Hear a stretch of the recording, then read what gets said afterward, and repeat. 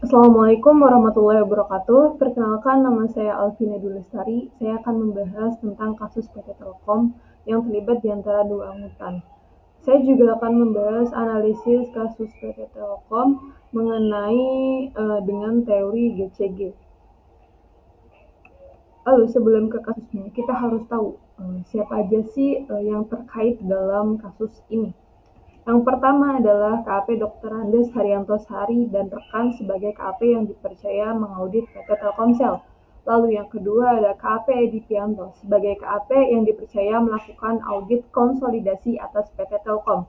Lalu yang terakhir ada PT Telkom sendiri, merupakan perusahaan yang diaudit. Lalu ini adalah kasus secara rinci yang dapat saya temukan, yaitu adalah PT Telekomunikasi Indonesia atau sering disebut Telkom memiliki reputasi yang baik di Bursa Efek Jakarta atau BEJ dan New York Stock Exchange NYSE. Dengan demikian, Telkom mempunyai PR tiap akhir tahun untuk memberikan laporan keuangannya melalui United States Securities and Exchange Commission atau SEC. Dengan berjalannya waktu, terjadi masalah pada tahun 2002, di mana PT Telkom membuat mekanisme tender untuk mengaudit keuangannya. Pada saat itu, yang memenangkan tender adalah kantor angkutan publik milik Haryanto Sari dan rekan.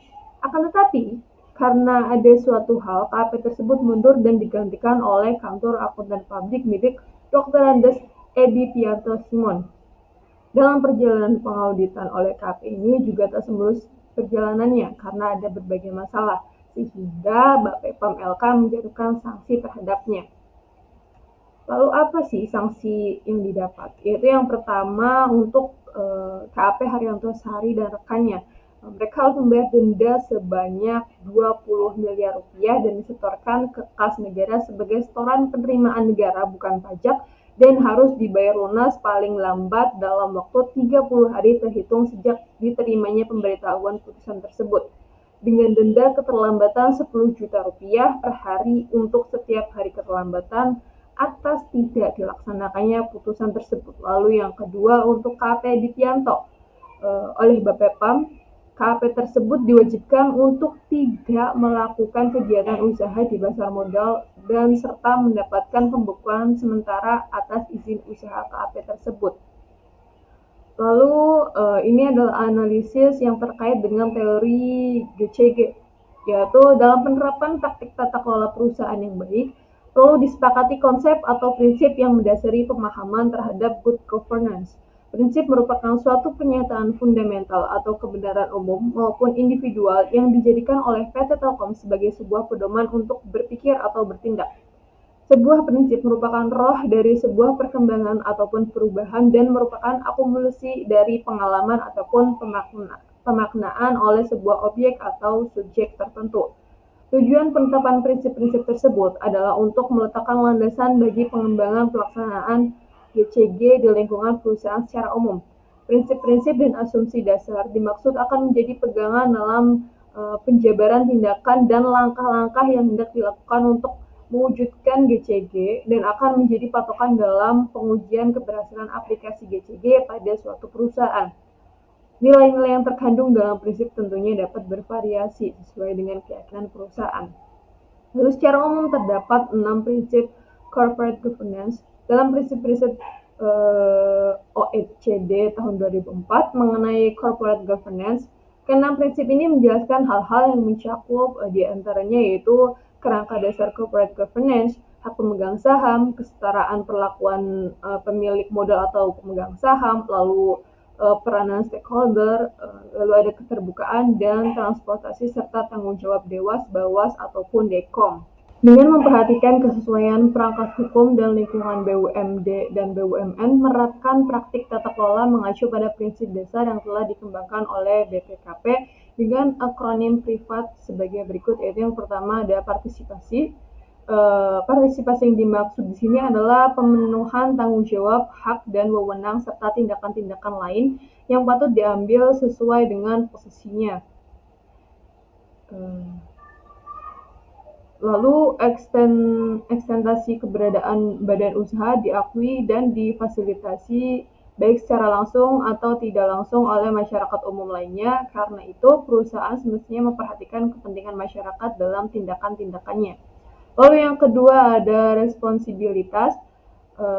Itu adalah kesesuaian atau kepatuhan di dalam pengelolaan perusahaan terhadap prinsip korporasi yang sehat serta peraturan perundangan yang berlaku. Lalu yang ketiga ada independensi. Independen merupakan suatu keadaan atau posisi di mana kita tidak terikat dengan pihak manapun. Independen menunjukkan sikap bebas yang tidak terpengaruhi oleh kepentingan pihak tertentu atau kelompok atau organisasi tertentu. Lalu yang keempat ada fairness atau keadilan. Prinsip ini menuntut adanya perlakuan yang adil dalam memenuhi hak stakeholder sesuai dengan peraturan perundangan yang berlaku. Diharapkan, fairness dapat menjadi faktor pendorong yang dapat memonitor dan memberikan jaminan perlakuan yang adil di antara beragam kepentingan dalam perusahaan. Lalu yang kelima ada accountability.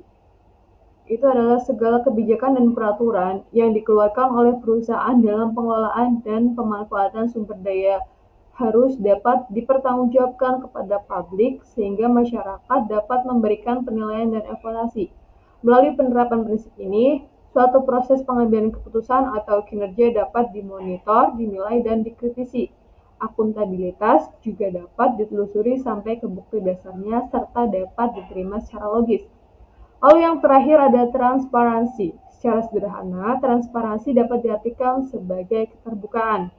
Transparansi akan mendorong diungkapnya kondisi yang sebenarnya sehingga pihak yang berkepentingan dapat mengukur dan mengantisipasi segala sesuatu yang menyangkut perusahaan.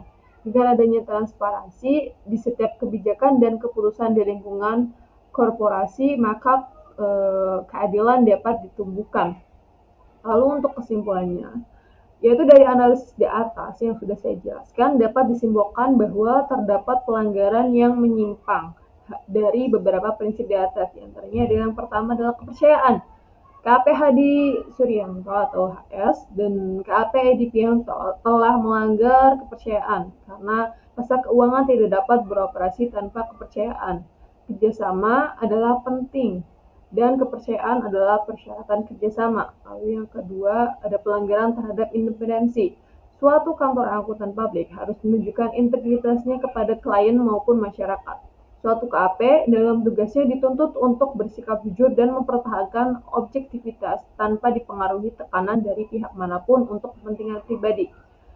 KAP HS tidak seharusnya melakukan penilaian kualifikasi terhadap KAP lain melalui penolakan kesediaan terasosiasi. Walaupun atas dasar alasan menghindari risiko yang dapat merugikan karena keraguan kelayakan hak berpraktek KAP EP diharuskan di hadapan USSEC. Seharusnya KPHS dan rekan itu bersikap adil terhadap KPEP dan tidak melakukan hal-hal yang bersifat menjatuhkan, dikarenakan tidak adanya kewenangan dan tidak diperkenankan anggota KAP melakukan tindakan dan atau mengucapkan perkataan yang mencemarkan profesi. Lalu yang ketiga ada pelanggaran terhadap standar umum, yaitu kepatuhan terhadap standar. Anggota KAP harus mematuhi standar berikut ini beserta interpretasi yang terkait yang telah dikeluarkan oleh Badan Pengatur Standar yang ditetapkan IAI.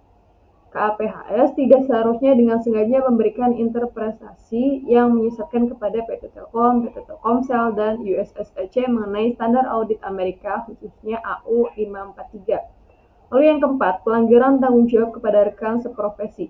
Dengan memberikan interpretasi yang menyesatkan kepada PT Telkom, PT Telkomsel, dan USSEC, KAPHS mengakibatkan rusaknya kualitas audit yang dilakukan oleh KAPEP atas laporan keuangan konsolidasi PT Telkom tahun buku 2002, sehingga menghalangi KAPEP untuk bersaing dengan KAPHS sehubungan dengan penyediaan layanan audit ke perusahaan-perusahaan besar yang tercatat di lantai bursa.